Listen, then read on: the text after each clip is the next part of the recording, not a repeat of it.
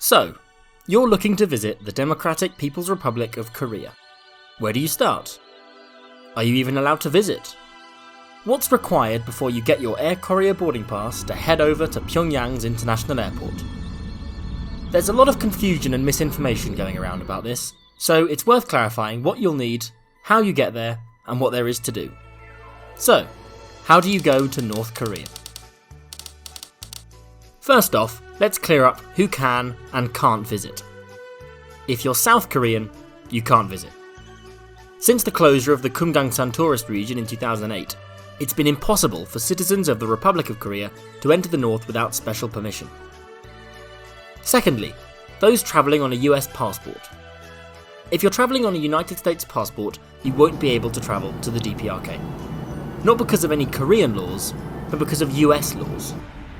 Since 2018, it's been illegal in the United States for a citizen travelling on a US passport to enter the territory of the DPRK. Those with dual nationality travelling on a different passport are allowed in. If you're a journalist, you're subject to stricter rules and will not be allowed to visit on a tourist visa. If you're from China, congratulations, it's much easier for you to visit than anybody else. Whilst you'll still need to go through the same visa process for a full trip to the country, you'll be able to visit the border city of Sinuiju and the nearby Tongnim County without a visa. Everybody else, you'll need to book on a tour organised through a travel company. They'll sort out your visa for you. Once you're set with your visa, you need to get there. Almost all visits will start in China, and there are two primary options open to you: plane or train. The most common way to enter Korea by train is to take the K27 overnight from Beijing through the city of Shenyang in northern China all the way to the border city of Dandong, arriving at the Amnok River border at 7:22 am, leaving you just under 3 hours to pass customs and board the number 51 train from Sinuiju, the Korean border city, to the capital, Pyongyang. The journey through North and South Pyongan provinces will take around 6 hours, and arriving into Pyongyang at 6:15. There are other ways to ride the rails into Korea. In the far northeast, you can board a train crossing the border from Russia into the Nazon Special Economic Zone.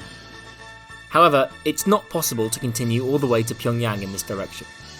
Instead, you'll need to disembark, drive to Cheongjin, and then fly from Orang Airport to Pyongyang.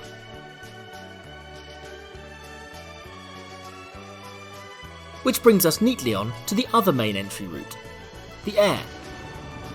Air Korea operates regular flights multiple times a week between Pyongyang and international destinations. The most common route for tourists is the Air Korea flight between Beijing and Pyongyang, although it's possible to fly from Shenyang, Shanghai and Vladivostok, as well as a few others depending on scheduling.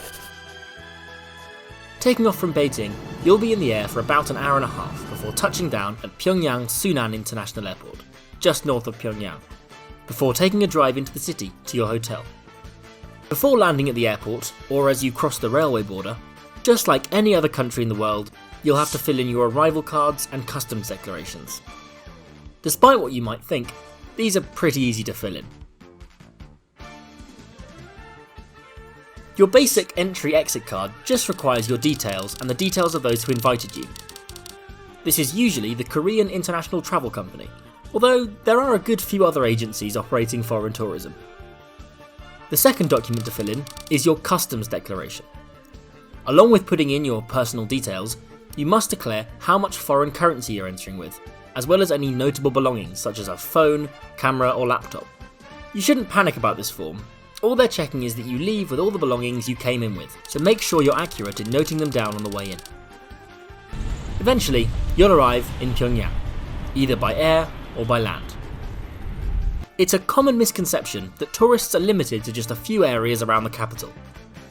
Whilst there are restrictions on where foreigners can go, much more of the country is open to tourism than you might expect. The provincial capital of North Hwanghae, which I've also made a video about, Haeju, a small rural port city on the southern coast, and Nampo, one of the DPRK's largest ports and home to the West Sea Barrage.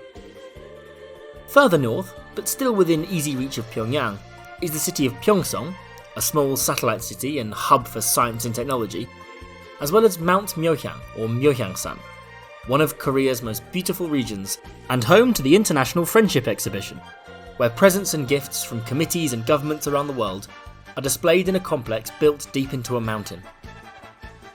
For trips further afield, be ready to strap yourself in for a long drive or flight. Many tourists visit the east coast, where the city of Wonsan is a highlight of the eastern seaboard.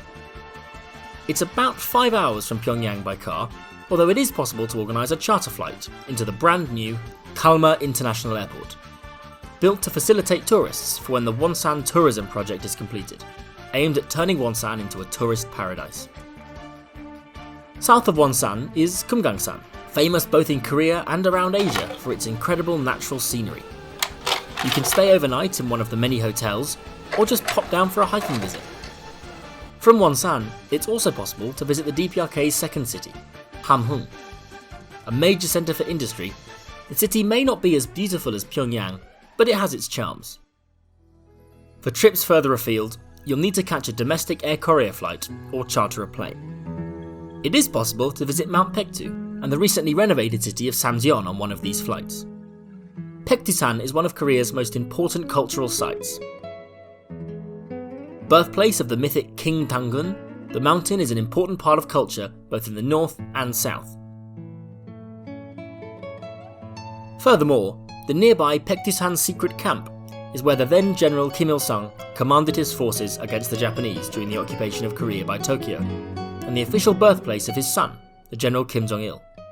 The northeast of Korea is possible to visit too, although this requires a flight into Cheongjin's Orang Airport, or a long rail journey from Pyongyang to Najin. Despite not being visited very often, North Hamgyong has some great spots to visit. Cheongjin, the capital, is known as the City of Iron thanks to its heavy industry. The city of Hwaryong in the north is the birthplace of the first wife of President Kim Il-sung, Kim Jong-suk, and so much of the city is dedicated to her legacy. In the far northeastern corner of the country is the stunning Wangjaesan Grand Monument, certainly worth the grueling drive. It's also possible to visit the Nazon Special Economic Zone. The cities of Najin and Sombong make up this region where the government is experimenting with different economic strategies. From here, you can board a train over the border into Russia.